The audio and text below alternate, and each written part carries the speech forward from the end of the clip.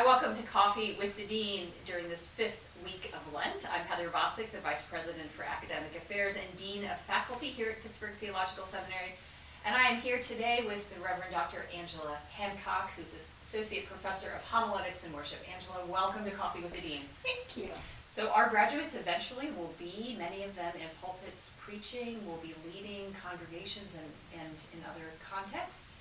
And some already are. Some already are, right? Some are doing this while serving our students while they're serving congregations. So knowing that Holy Week, Easter is one of the busiest times of the year for many clergy, do you have advice for preachers, for church leaders? I mean, I think the biggest challenge of this week is having the time to spend and dwell in the biblical texts that you will be preaching on, and that involves selecting them well in advance and then being in sermon purgatory with multiple texts at once, which is a challenge, but that is where most people find themselves. Can you explain sermon purgatory for folks who may not know? Sermon purgatory for me is a good way of describing the ferment and what it feels like for many of us when we enter into a conversation with the biblical text for the purpose of hearing a word from the Lord in a particular time and place, that it's exhilarating once you emerge from that, but the actual experience of being in the middle of it, if there's really something at stake for you, the preacher, on behalf of your community, it's an unsettling time, and involves, some of a dark night of the soul at times, and so being able to go that deeply requires most of the time an investment of just time with the text, and that can be challenging in a week where you need to preach many times. So identifying the texts early, printing them out and taping them up on all the spaces in your dwelling, and carrying one along with you, and just so that it's something you're living with for a while and it's not surprise, now I need to get ready for Sunday. Nice invitation to plan and reflect, and plan to reflect. Good. There's a lot of creative things about preaching, and you want to make the space for that kind of free thinking time, but to get to that space involves some good organization and planning, which many of us have found life is like that, but the structure provides the space for the creativity. Nice. I sometimes find I have provided that space well, when in the week or two before a sermon I need notepads in every place I am, including my car, because something is percolating and I need to write it down right now. Or ask Siri to write it down for me. Right, or occasionally I send my own self a text message with whatever little tidbit just attacked me. Yep. Yeah. So in addition to working in classrooms here at the seminary, you also work with congregations and ministries. What's it like to engage in that kind of work? So I was a pastor before I became a professor, and so it's a fascinating thing to be in that environment from a little bit different perspective. But I love teaching in that context. There are people in congregations who ask questions and who notice things that students in a seminary classroom don't necessarily notice. So I find it really fascinating to have those conversations and then to bring some of that back to the seminary classroom as well. Here is what, when we talked about this in a congregation, here are the kinds of questions that people were asking, which are sometimes surprising. One of the things I teach sometimes is in congregations is a series on how to listen to a sermon, which is not so much about how to be polite or how to sit up straight or take notes or whatever it is, but it's really about helping hearers understand the way a sermon is not just something that a preacher creates, but something that a hearer completes. That it's really the preaching and the hearing together that constitute whatever this thing is, and the preacher doesn't have control of that, at least not complete control of it. And so one thing I've realized is that we expect people to already know this. We expect, that people come and they already have a sense of what this thing is about, and we rarely actually talk about it. So that a lot of the work that the preacher does is invisible to hearers, They don't know what our struggles are. They don't know what kinds of decisions are being made.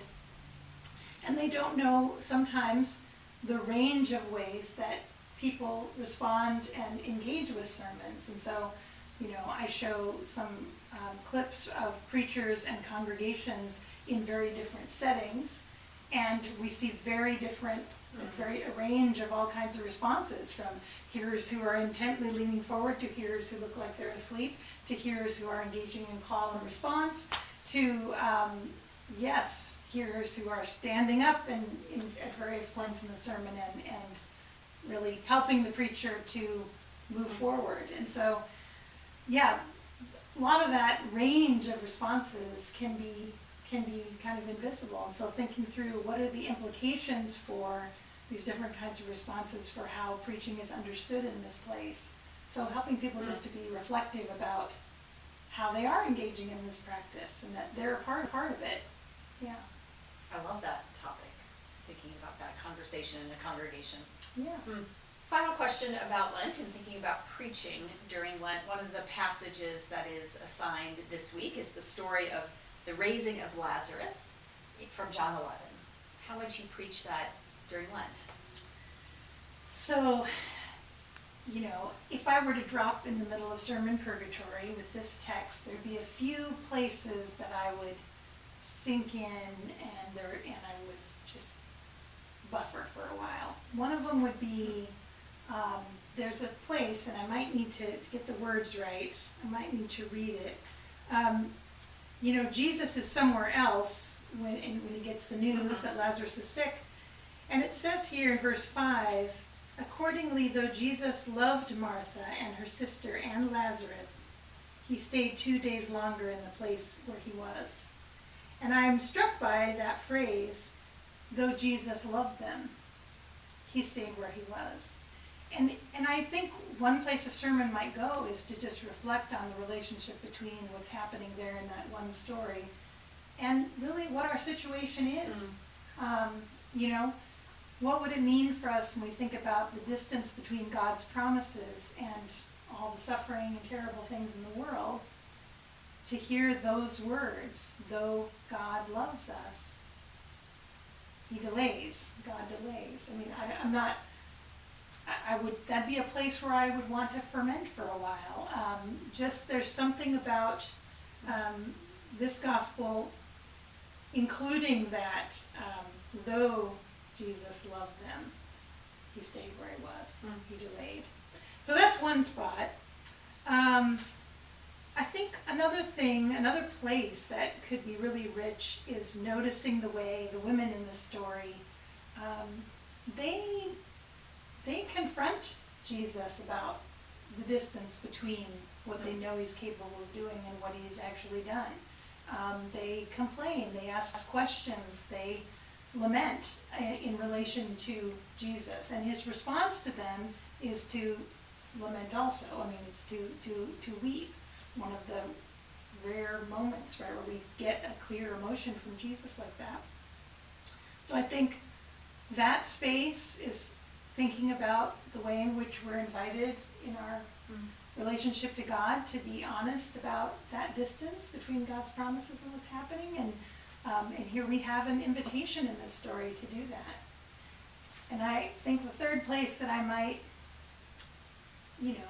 be one of, eventually I'm going to eliminate one of these paths, but a third path that I might consider just has to do with Lazarus and what a weird day he's having, what would it feel like to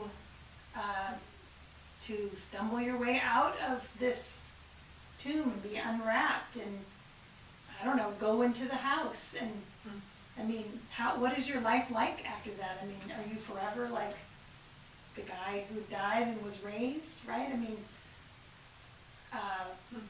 It's interesting to contemplate, I think, that character. He's silent in this story. He's kind of a silent witness to his own resurrection.